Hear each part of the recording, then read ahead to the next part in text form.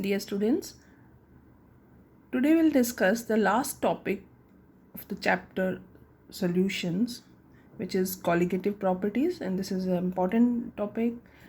It has few important terms, so we'll discuss. One thing we have already discussed, RLVP. Hope you remember in our last lecture we discussed about RLVP, relative lowering of vapor pressure. And if you remember, the formula was delta P upon P naught A, which was equal to the mole fraction of solute. Okay, so this is the lowering of pressure, lowering of vapor pressure. This was the pressure of the pure solvent, and this is the molar fraction of the, or we can say the concentration of the solute. Okay, this colligative property we have already studied. So what are colligative properties? The definition is colligative properties for any homogeneous solution. So remember one thing, homogeneous. For any homogeneous solution are those which only depends on the quantity of solute and not on its nature. solute की quantity पे depend करती हैं पर उसके nature पे नहीं करती. कितना solute डाल रहे हो वो मैटर करता है, ठीक है. कैसा solute डाल रहे हो वो मैटर नहीं करता. Though it may depend on the nature of solvent. Solvent की नेचर पे डिपेंड करता है लेकिन सोल्यूट की नेचर पे नहीं, उसकी क्वांटिटी पे. सो ऐसी प्रॉपर्टीज़ को हम कॉलिगेटिव प्रॉपर्टीज़ कहेंगे. और एक हमने ऑलरेडी स्टडी कर ली है, relative lowering of vapour pressure. Total 4 तरह की कॉलिगेटिव प्रॉपर्टीज़ होती हैं. First one is relative lowering of vapour pressure which we have already discussed. Second is the elevation of boiling point. Third is the depression in freezing point. And fourth is the osmotic pressure. So will study one by one. First we'll study about elevation in boiling point. Elevation का मतलब आप समझते हो, elevate होना, ऊपर जाना, बढ़ जाना. बॉइलिंग पॉइंट क्या होता है? जैसे वाटर का आपको पता है 100 डिग्री है बॉइलिंग पॉइंट, लेकिन होता क्या है boiling point? So definition is boiling point is the temperature at which the vapour pressure of liquid is equal to the atmospheric pressure. ये दोनों टर्म्स मैंने आपको पहले लेक्चर में समझा दिए थे. वेपर प्रेशर क्या होता है? जब कोई लिक्विड या सॉलिड वेपर में कन्वर्ट होता है, एवेपोरेट होता है नेचुरली, तो वो वेपर्स का प्रेशर जो उसकी सरफेस पे आता है, लिक्विड की सरफेस पे, वो उसको हम वेपर प्रेशर कहते हैं. लेकिन जो हवा का प्रेशर है, एटमॉस्फेयर जो ऊपर एयर है, उसका प्रेशर जो लिक्विड की सरफेस पे पड़ता है वो एटमॉस्फेरिक प्रेशर है. और जब ये दोनों बराबर हो जाते हैं तब उस टेम्परेचर को, जिस टेम्परेचर पे ये दोनों बराबर हो जाते हैं, उस टेम्परेचर को हम बॉइलिंग पॉइंट कहते हैं. एटमॉस्फेरिक प्रेशर को हम 1 एटमॉस्फेयर, ये होता है जो atmospheric pressure which is 1 atmosphere. तो जब किसी भी लिक्विड का वेपर प्रेशर भी 1 एटमॉस्फेयर हो जाएगा तब वो टेम्परेचर उसका बॉइलिंग पॉइंट होगा. अब हम इसको समझने के लिए वाटर का चलो एग्जाम्पल लेते हैं. ये ग्राफ देखिए, इसमें वेपर प्रेशर है और इधर टेम्परेचर है. 25 डिग्री, 50 डिग्री, 75, 100, ये मैंने यहाँ पे लिए हैं टेम्परेचर, और ये वेपर प्रेशर है. और ये वेपर प्रेशर जो है, मान लो ये वाला यहाँ पे, ये 1 एटमॉस्फेयर है, ये जो एटमॉस्फेरिक प्रेशर है, ठीक है. रूम टेम्परेचर हम नॉर्मली 25 डिग्री लेते हैं. सो 25 डिग्री पे ऊपर जो ब्लैक वाली लाइन है ये प्योर सॉल्वेंट की है. मान लो इस केस में अगर हम एग्जांपल में लें तो ये वाटर का है. तो 25 डिग्री पे मान लो ये उसका वेपर प्रेशर था. नॉर्मल रूम टेम्परेचर पे भी कुछ वेपर्स उसके बने रहते हैं, और वो मान लो हमने यहाँ पे लिया वेपर प्रेशर, ठीक है. जैसे जैसे टेम्परेचर इंक्रीज़ होगा, हम जानते हैं कि टेम्परेचर बढ़ेगा तो वेपर्स बढ़ेंगे, वेपर्स बढ़ेंगे तो वेपर प्रेशर बढ़ेगा. तो देखिए जैसे जैसे टेम्परेचर इंक्रीज़ हो रहा है, ये वेपर प्रेशर भी इंक्रीज़ हो रहा है. ये ब्लैक लाइन जो है ग्राफ है वो देखिए आप, ये ऊपर जा रहा है, ठीक है. और जैसे जाके ये वेपर प्रेशर 1 एटमॉस्फेयर हो जाता है तब वो लिक्विड जो है बॉईल करना शुरू कर देता है. और ये 1 एटमॉस्फेयर जो टेम्परेचर के नीचे हम नीचे लेके आएंगे, और जहाँ पे वो टेम्परेचर वाली लाइन को कट करेगा तो वो उसका बॉइलिंग पॉइंट है. जैसे वाटर का 100 डिग्री होता है, ठीक है. तो सिर्फ ब्लैक वाली लाइन को देखिए, ये प्योर सॉल्वेंट है, जैसे जैसे टेम्परेचर बढ़ रहा है वेपर प्रेशर बढ़ रहा है, और जैसे जाके वो 1 एटमॉस्फेयर होता है उस पर वो बॉयल हो जाता है, और उस टेम्परेचर को हम बॉइलिंग पॉइंट कहते हैं, जो कि 100 डिग्री होता है वाटर के केस में। ठीक है, तो ये जो है यहाँ पर जो बॉइलिंग पॉइंट आया है ये 100 डिग्री जैसे इस केस में, उसको हम T0B से रिप्रेजेंट करते हैं। वो मीन्स प्योर सॉल्वेंट का है टेम्परेचर, जो बॉइलिंग पॉइंट है प्योर सॉल्वेंट का है। अब मान लीजिए हमने प्योर सॉल्वेंट में कुछ सोल्यूट डाल दिया, सोल्यूशन बना दिया। अब जब हमने सोल्यूशन बना दिया तो रूम टेम्परेचर पर जितने भी वेपर्स पहले थे प्योर सॉल्वेंट के वो कम हो जाएंगे, क्योंकि सोल्यूट तो वेपोरेट होगा नहीं, लेकिन उसके मॉलिक्यूल सरफेस पे रहेंगे, लेकिन वो वेपोरेट नहीं होंगे, इसलिए वेपर प्रेशर कम हो जाएगा। तो देखिए पिंक लाइन जहाँ से स्टार्ट होती है वो नीचे है, वो वेपर प्रेशर कम है, ब्लैक वाला ऊपर था। तो अब इसके भी वेपर्स जैसे जैसे टेम्परेचर बढ़ेगा तो इसके वेपर्स भी बढ़ेंगे, वेपर प्रेशर बढ़ेगा। तो पिंक लाइन जो शो कर रही है वो सॉल्यूशन का वेपर प्रेशर है, देखिए वो प्योर वाले से कम रहेगा और ऊपर जाते जाइए।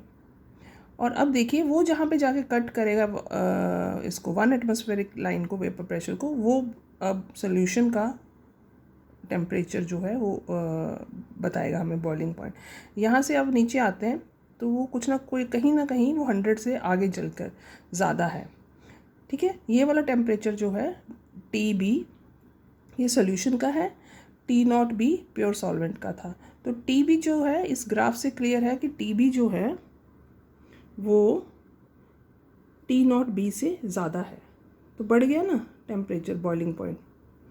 ठीक है, तो इसको हम कहते हैं एलिवेशन इन बॉइलिंग पॉइंट। ये डेल्टा TB से हम रिप्रेजेंट करते हैं। तो यहाँ से क्लियर है इस ग्राफ से कि सोल्यूशन का जो बॉइलिंग पॉइंट है वो ज़्यादा है, सॉल्वेंट का कम था। ठीक है, तो डेल्टा TB क्या है, हायर से लोअर माइनस करेंगे, delta TB is TB solution minus TB of pure solvent. ठीक है, this is known as elevation in boiling point. Is this clear? बहुत सिंपल है, समझ आया? प्योर सॉल्वेंट के केस में वेपर प्रेशर ज़्यादा था क्योंकि वेपर्स ज़्यादा थे।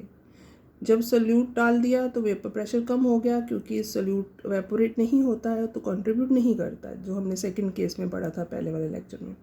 तो इसलिए वेपर प्रेशर लो हो जाता है, सोल्यूट डालने से लो हो जाता है। तो फिर टेम्परेचर बढ़ाने से वेपर प्रेशर बढ़ता तो है, लेकिन प्योर वाले ग्राफ के नीचे नीचे चलेगी ये वाला, और जिस टेम्परेचर पर जाकर वो 1 एटमॉस्फेयर होगा उसको हम boiling point of the solution कहेंगे, और वो ज़्यादा होगा boiling point of the pure solvent से। और उन दोनों का जो डिफरेंस है that will give you the elevation in boiling point which is TB solution minus T0B। Is this clear?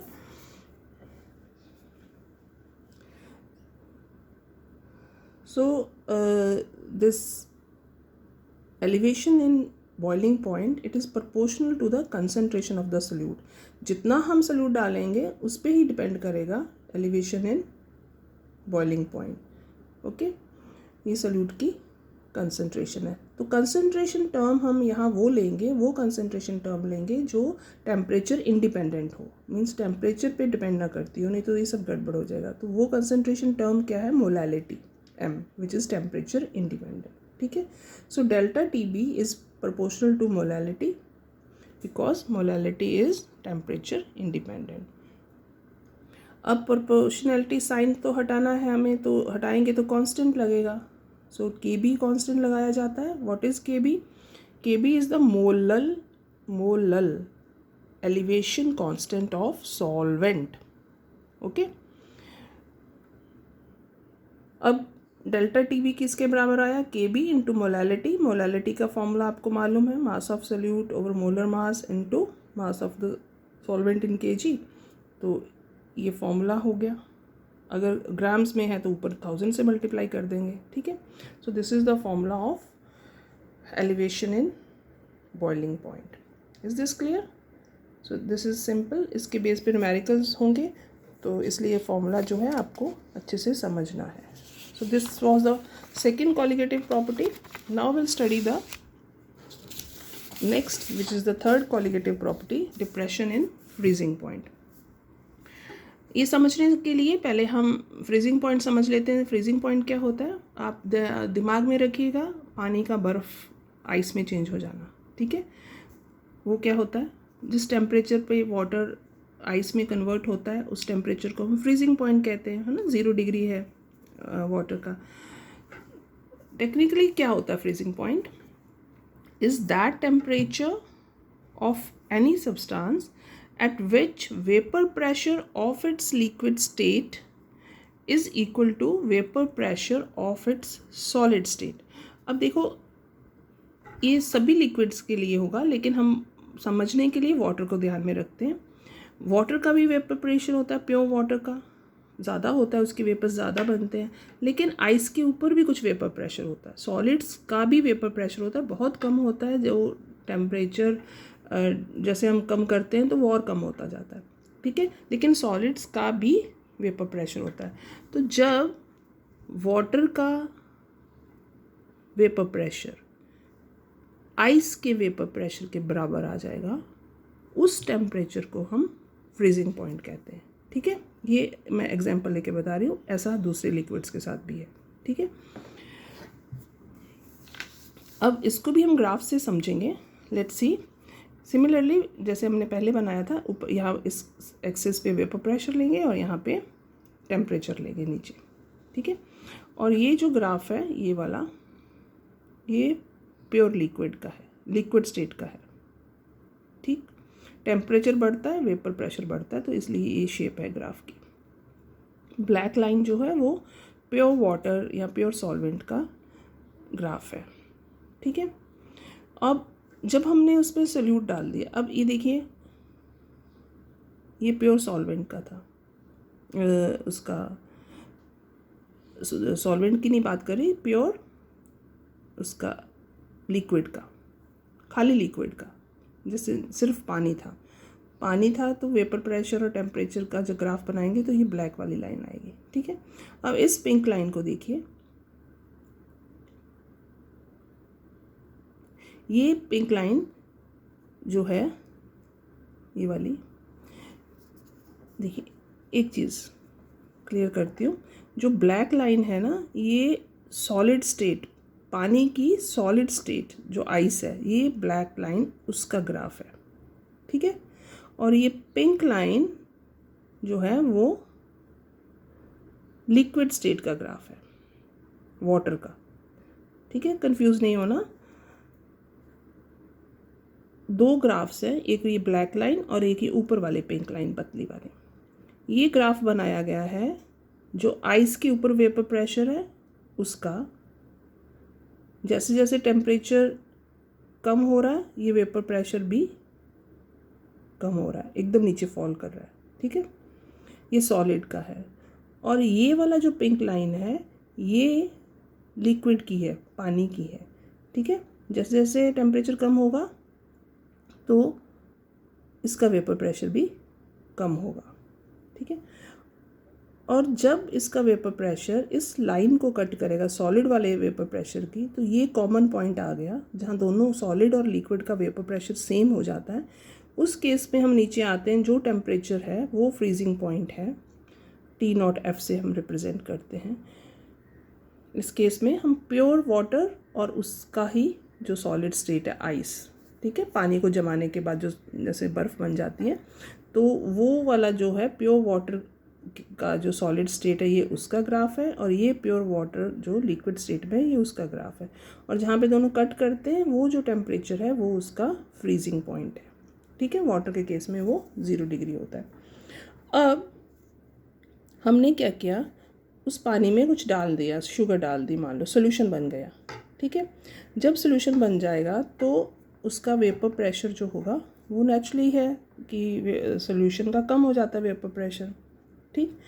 अब इसलिए ये लाइन यहाँ से शुरू हो रही है, थिक पिंक लाइन जो है ये सोल्यूशन का है, ये वाला जो है ये क्या है, ये सोल्यूशन है, मतलब सोल्यूशन की लिक्विड स्टेट है, सोल्यूशन की लिक्विड स्टेट है। तो वो जैसे जैसे टेम्परेचर कम होगा तो वेपर प्रेशर कम होता जाएगा। अब जाके देखिए वो कहाँ पर जाके क्रॉस कर रहा है,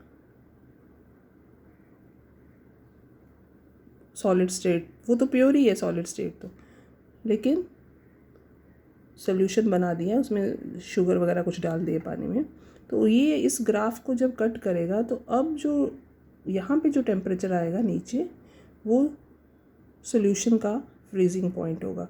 अब देखिए ये ज़्यादा था प्योर का और ये कम है, तो इसका मतलब क्या हो गया, डिक्रीज़ हो गया। तो इसलिए हम डिप्रेशन इन फ्रीजिंग पॉइंट कहते हैं और इसको डेल्टा TF से रिप्रेजेंट करते हैं। ठीक है, ये ज़्यादा था लेकिन सॉल्यूशन का फ्रीजिंग पॉइंट कम हो गया, इस ग्राफ से क्लियर है। ठीक है, और इन दोनों का डिफरेंस डेल्टा TF है। अब इस केस में जो प्योर का है फ्रीजिंग पॉइंट वो ज़्यादा है और सॉल्यूशन का कम है, इसलिए डेल्टा TF हम बड़े में से छोटे को माइनस करते हैं तो प्योर का जो फ्रीजिंग पॉइंट है और सॉल्यूशन उसमें से क्या निकाल लेंगे, सॉल्यूशन का जो फ्रीजिंग पॉइंट है। ठीक है, so that difference gives you the depression in freezing point. Okay, now we know that this depression in freezing point, it is proportional to solute concentration of solute। तो proportionality इसमें भी हम concentration term कौन सा लेंगे, molality, क्योंकि temperature independent चाहिए हमें। तो अब ये वाला प्रोपोर्शनलिटी का साइन हटाने के लिए हम इसको क्या करेंगे, एक कांस्टेंट लगाएंगे। So this constant is known as molar depression constant for solvent. Okay, KF, ये मोलर डिप्रेशन कांस्टेंट है। ठीक है, एंड मोलालिटी का फॉर्मूला आपको मालूम है। So finally the depression in freezing point is KF into W, mass of the solute, okay, molar mass of the solute and weight of the solvent in kg, और अगर ग्राम होगा तो ऊपर 1000 से मल्टीप्लाई कर देंगे। Is this clear? So this is the second और we can say the third qualitative property, depression in freezing point. Is this clear? Now next, let's recollect delta TB elevation in boiling point was TB minus T naught B, और delta TF is T naught F minus TF। अब ये confuse नहीं होना आपने कभी भी। ठीक है, बॉइलिंग पॉइंट के केस में प्योर वाले का कम होता है इसलिए पीछे लिखा जाता है, और डिप्रेशन इन फ्रीजिंग पॉइंट के केस में प्योर सॉल्वेंट का जो फ्रीजिंग पॉइंट है वो ज़्यादा होता है इसलिए वो आगे लिखा जाता है। Is this clear? So this is equal to M into KB and this is equal to M into KF. This is the molality and this is constant for boiling for this elevation in boiling point, और ये depression in freezing point के case में KF होता है जो constant लिया जाता है। Is this clear? इसी फॉर्मूले में से देखिए इन दोनों को मैंने यहाँ एक साथ लिख दिया। अगर इसमें हमें KB की वैल्यू निकालनी है तो TB/M हो जाएगी, इसमें से निकालनी है तो TF/M हो जाएगी। ठीक है, सो डेल्टा T जो है कोई भी कांस्टेंट लेते हैं तो वो चेंज जो होता है इन टेम्परेचर ओवर मोलालिटी। ठीक है, तो उसकी यूनिट क्या होगी, ये टेम्परेचर की सेंटीग्रेड होती है और मोलालिटी की मोल्स पर केजी, और we can say kelvin KG per mole, ये यूनिट्स होती हैं कांस्टेंट्स की। ठीक है, और डिग्री सेंटीग्रेड मोलर, तो अगर कभी यूनिट पूछा जाता है तो you can write degree centigrade molar और kelvin KG per mole. Is this clear? अब वाटर के केस में अगर हम लेंगे तो KF वाटर के केस में KF 1.08 होता है, KB 0.52 होती है, और इसकी यूनिट ये degree centigrade molar, degree centigrade molar. KF ज़्यादा है, KB कम है, ये भी बहुत इंपॉर्टेंट है, वेरी इंपॉर्टेंट। KF ज़्यादा होता है हमेशा KB से, सेम सॉल्वेंट के लिए ऑलवेज। ओके, क्यों होता है? क्योंकि अगर हम थर्मोडायनेमिकली देखेंगे तो KF की वैल्यू आती है, ये आप थोड़ा याद कर लीजिएगा, RTF² over 1000 into LF। What is R? R is the gas constant, LF is the latent heat of fusion and here LV is the latent heat of vaporization।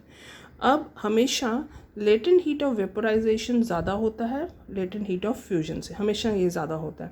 तो ये ज़्यादा होगा तो ये ज़्यादा है इससे, तो ये ज़्यादा होगा तो मतलब क्या है, बाकी चीज़ें तो ऑलमोस्ट सेम है। ये इसकी वैल्यू ज़्यादा है तो KB की वैल्यू कम हो जाएगी, है ना। इसकी LF की वैल्यू ज़्यादा है तो KF की वैल्यू कम हो जाएगी, क्योंकि इन्वर्सली है ना, ऊपर नीचे हैं, ठीक है। क्योंकि अगर पूछे जाए क्यों कम होता है तो आप बोलेंगे लेटेंट हीट ऑफ वेपोराइजेशन जो ज़्यादा होती है लेटेंट हीट ऑफ फ्यूजन्स के कंपैरिजन में, इसलिए हमेशा जो KB है वो कम होता है KF से।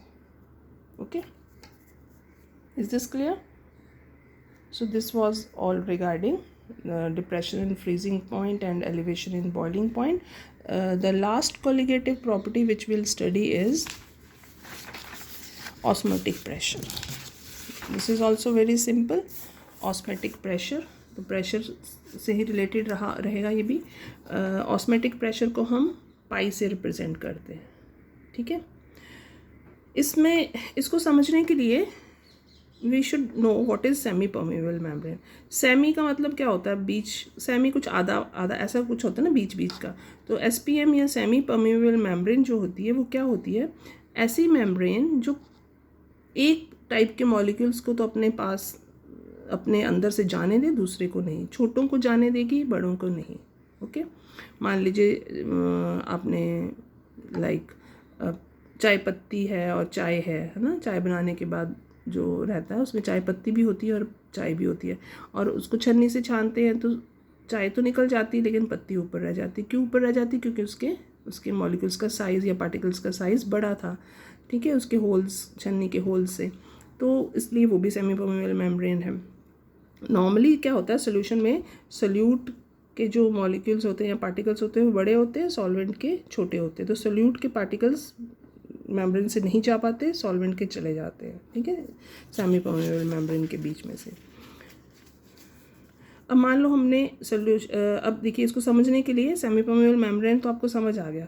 हमने एक कंटेनर लिया, उसके बीच में एक सेमी परमेबल मेम्ब्रेन लगी हुई है, या 2 कंटेनर लेके बीच में एक लगा दो, तो उनकी जो वॉल है, एक तरफ प्योर वाटर ले लो और एक तरफ नमकीन पानी ले लो, मान लो समुद्र का पानी ले लिया आपने, तो सेमी परमेबल मेम्ब्रेन है। अब मैं जब कंसंट्रेशन की बात करूँगी तो वाटर की कंसंट्रेशन की बात करूँगी, ठीक है। तो इस केस में वाटर प्योर है तो उसकी कंसंट्रेशन ज़्यादा है वाटर की, यहाँ पे नमक मिल गया तो वाटर की कंसंट्रेशन कम हो गई, ठीक है। तो नॉर्मली जैसे क्या होता है कि इवन कोई पानी भी फ्लो करता है तो ऊपर से नीचे की ओर आता है, तो ऊपर मीन्स हायर कंसंट्रेशन, तो यहाँ पे हायर कंसंट्रेशन है, यहाँ पे कम है, तो ये प्योर वाटर है, ये इम्प्योर वाटर है। तो सेमी परमेबल मेम्ब्रेन जब लगी है तो क्या हो रहा है, प्योर वाटर इम्प्योर वाटर की तरफ जा रहा है ना। तो इसकी लेवल बढ़ रहा है, ये देखो मैंने थोड़ा ऊपर करा है, या ये नीचे है, ये थोड़ा ऊपर है। ये ऊपर क्यों है? क्योंकि प्योर वाटर जो है वो सेमी परमेबल मेम्ब्रेन के बीच में से निकलता हुआ इम्प्योर वाटर की तरफ आ रहा है, क्योंकि यहाँ पे उसकी कंसंट्रेशन कम है, ठीक है। Is this clear? इस प्रोसेस को हम ऑस्मोसिस कहते हैं। जब सॉल्वेंट अपने हायर कंसंट्रेशन से लोअर कंसंट्रेशन की तरफ मूव करता है तो उसको हम क्या कहते हैं, ऑस्मोसिस। तो ये ऑस्मोसिस हो रहा है, osmosis takes place through semi permeable membrane. Is this clear? अब हमें क्या चाहिए, हमें तो प्योर वाटर चाहिए था, है ना। अगर पीने के लिए मानो हमें पीना है तो हमें तो प्योर वाटर चाहिए, तो लेकिन यहाँ तो प्योर वाटर कम हो रहा है, इम्प्योर वाटर बढ़ रहा है, ये तो गड़बड़ हो गई। तो इसको रोकने के लिए हम ऊपर इस तरफ से प्रेशर अप्लाई करेंगे कि ये पानी ना आए इस तरफ जो आ रहा है प्योर वाटर। वो प्रेशर जो लगाया जाता है वो उसको हम ऑस्मोटिक प्रेशर कहते हैं, ठीक। ऑस्मोसिस को रोकने के लिए जो प्रेशर अप्लाई किया जाता है उसको हम क्या कहते हैं, osmotic pressure. Is this clear? अब ऑस्मोसिस तो रुक गया, means pure water impure water की तरफ नहीं आएगा, लेकिन हमें क्या चाहिए, हमें तो इसमें से भी पानी चाहिए, जो मीन्स पीने के लिए हमें पानी चाहिए, तो हमें तो सी वाटर में से पानी निकालना है। रोक हमने दिया है ऑस्मोटिक प्रेशर लगा के, हमने प्योर वाटर इस तरफ आ नहीं रहा है, इधर का पानी इधर नहीं आ रहा है, हमने उसको रोक दिया है ऑस्मोसिस को, वो तो ऑस्मोटिक प्रेशर हो गया, ठीक है। लेकिन हमें इसमें से पानी इधर को लेके जाना है, इधर वाला प्रोसेस हमने रोक दिया, लेकिन इधर से इधर तो हमें लेके जाना है क्योंकि हमें प्योर वाटर चाहिए। तो अब हम क्या करेंगे, ऑस्मोटिक प्रेशर से और ज़्यादा प्रेशर ऊपर लगाएंगे, ठीक है। जब और ज़्यादा प्रेशर हम लगाएंगे ऑस्मोटिक प्रेशर से तो क्या होगा, पानी उस प्रेशर की वजह से इम्प्योर साइड से प्योर साइड जाने लगेगा। तो इस प्रोसेस को हम रिवर्स ऑस्मोसिस कहते हैं। So this is the same process जो आपके आरओ में, घरों में जब यूज़ करते हो, आरओ में लगा होता है। ठीक है, प्योर वाटर को वो बढ़ाता है, मीन्स इम्प्योरिटीज़, जहाँ इम्प्योरिटीज़ होती है इम्प्योर वाटर में से प्योर वाटर को बाहर करता है। ठीक है, तो इसको रिवर्स ऑस्मोसिस कहते हैं। ये कब पॉसिबल है, जब ऑस्मोटिक प्रेशर से हम और ज़्यादा प्रेशर अप्लाई करते हैं। Is this clear? So what is osmosis? It is the process in which solvent flows from its higher concentration, solvent की concentration, to its lower concentration through semi permeable membrane, naturally, अपने आप। ठीक है, कोई बाहर से हम प्रेशर नहीं लगा रहे, जो नेचुरली हो रहा है। ठीक है, उसको ऑस्मोसिस कहते हैं। लेकिन ऑस्मोसिस को रोकने के लिए हम प्रेशर लगाते हैं। ठीक है, और वो जो प्रेशर हम लगाते हैं उसको हम ऑस्मोटिक प्रेशर कहते हैं, जिसको पाई से रिप्रेजेंट करते हैं। तो जब हम और प्रेशर लगाते हैं और ऑस्मोसिस उल्टा हो जाता है तो उसको हम रिवर्स ऑस्मोसिस कहते हैं। उसमें हमारे को प्योर वाटर मिलने शुरू हो जाता है। ठीक है, when applied pressure is more than osmotic pressure, then the solvent flows from its lower concentration to higher concentration। उल्टा हो गया ना ऑस्मोसिस से। ऑस्मोसिस में तो सॉल्वेंट अपनी हायर से लोअर कंसनट्रेशन की तरफ मूव कर रहा था, लेकिन रिवर्स ऑस्मोसिस में सॉल्वेंट अपनी लोअर कंसनट्रेशन से हायर कंसनट्रेशन की तरफ मूव करना शुरू कर देता है। Is this clear? Okay,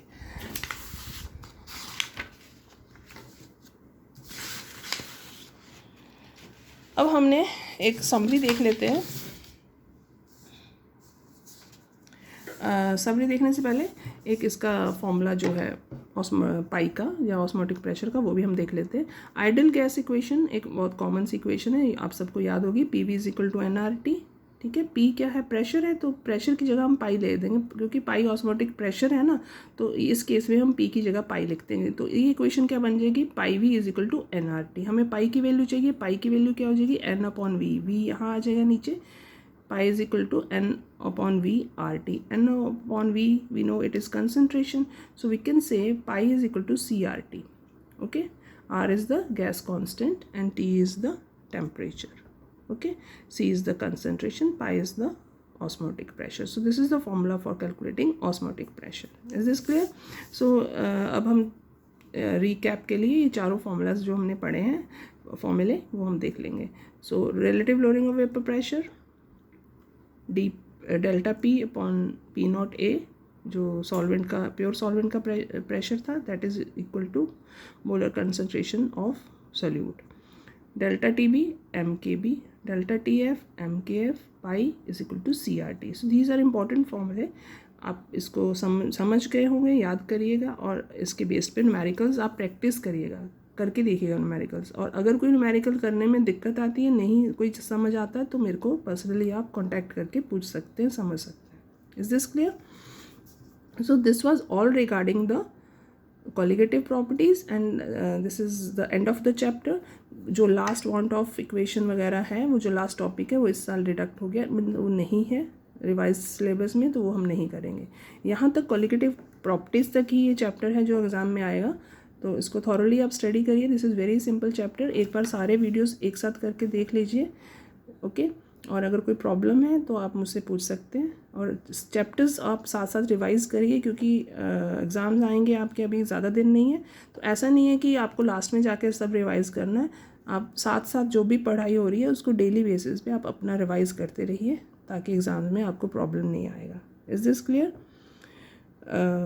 numericals आप ट्राई करिए। मैं आपको सरफेस टेंशन का जो सरफेस केमिस्ट्री, वो वाला चैप्टर एक बार करवाऊँगी, देन यू रिवाइज। ओके,